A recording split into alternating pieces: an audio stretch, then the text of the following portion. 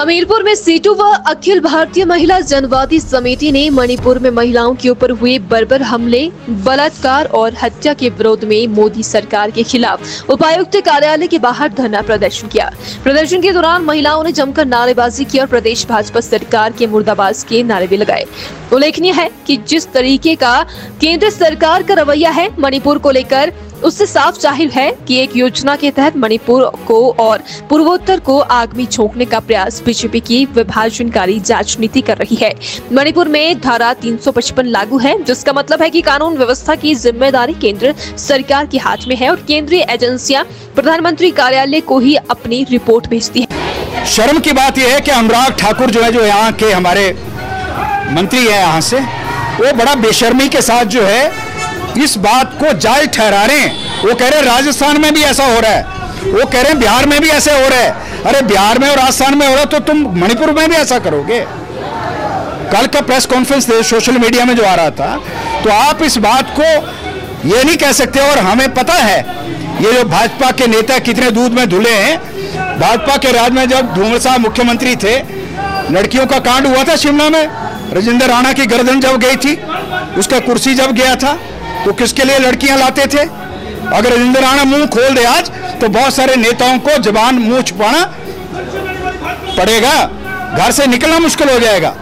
इसलिए जो है आज भाजपा जो है जिस तरह से राजनीति कर रही है, ये राजनीति इस देश बर्दाश्त नहीं करेगा और महिलाएं क्या सारा लोग जो है देश के इसका विरोध करेंगे। आज धरना मणिपुर की घटना को लेकर है।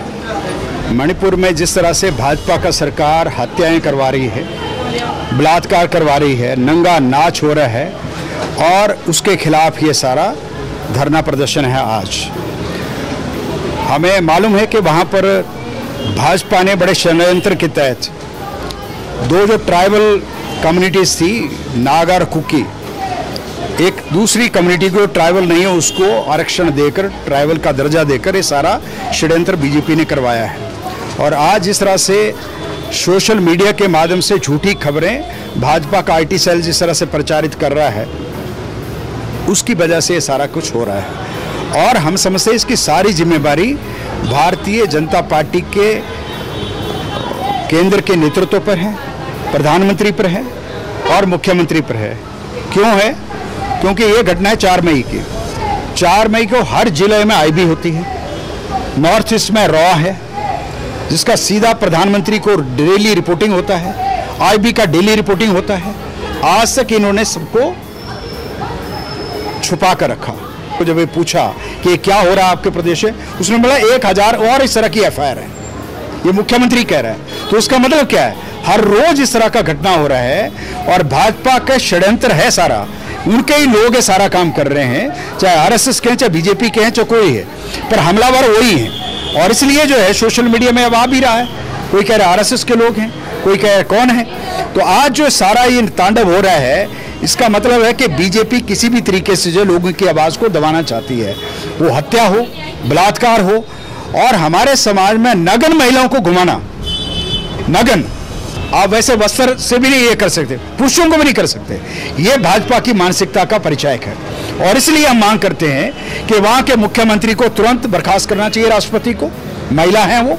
वहाँ की गवर्नर को भी मेरे ख्याल है राष्ट्रपति को सैक करना चाहिए, गवर्नर भी महिला है वहाँ पर। और प्रधानमंत्री और अमित शाह को तो नैतिकता के आधार पर इस्तीफा देना चाहिए। लोगों को मालूम है कोई भी प्रदेश ऐसा छूटा नहीं है जहां पर मणिपुर की घटना नहीं पहुंची है। आप लोग देखिए, पिछले 76 दिन से लेकर के वहां पर जातीय हिंसा हो रही है। उस हिंसा के बीच में जो महिलाएं हैं वो सबसे ज्यादा वहां पर हिंसा का शिकार हो रही है। आप लोग जानते हैं कि इस हिंसा में 4 मई की जो घटना है, उस घटना में किस तरीके से महिलाओं को निर्वस्त्र किया गया और उनके साथ बलात्कार किया गया, पुरुषों को एक मॉब के दौरान, और उसके बाद उनकी हत्या तक कर दी गई। और इसके बावजूद वहाँ पर जो है, जो रोज जो है गिरजाघरों को जलाया जा रहा है, मंदिरों को नष्ट किया जा रहा है, स्कूलों को नष्ट किया जा रहा है, सार्वजनिक संपत्ति को नष्ट किया जा रहा है। लेकिन हमारे देश के गृह मंत्री अमित शाह और हमारे देश के जो प्रधानमंत्री है वो इस मुद्दे पर बोलने तक के लिए तैयार नहीं है। 4 मई की जो घटना है, अभी जब हम लोगों को 19 तारीख को पता चला, क्योंकि वहां पर इंटरनेट सेवाएं बंद थी और ये केंद्र सरकार के द्वारा प्रायोजित जो ये हिंसा वहां पर हो रही है कि किस तरीके से आदिवासी लोगों को वहां पर जो उनका दर्जा था उसको खत्म किया जाए, उसको जो जिन लोगों को आदिवासी का दर्जा नहीं था उनको आदिवासी का दर्जा देने के लिए किस तरीके से वहां पर संघर्ष चल रहा है और जो लोग वहां पर डिजर्व करते हैं उनको साइड कर दिया जा रहा है। तो ये बहुत ही बड़ी विफलता हमारे देश की सरकार की है कि जो मणिपुर की जो सरकार है उसको बर्खास्त किया जाए और जो मोदी है और जो अमित शाह है वो अपने जो से रिजाइन करें।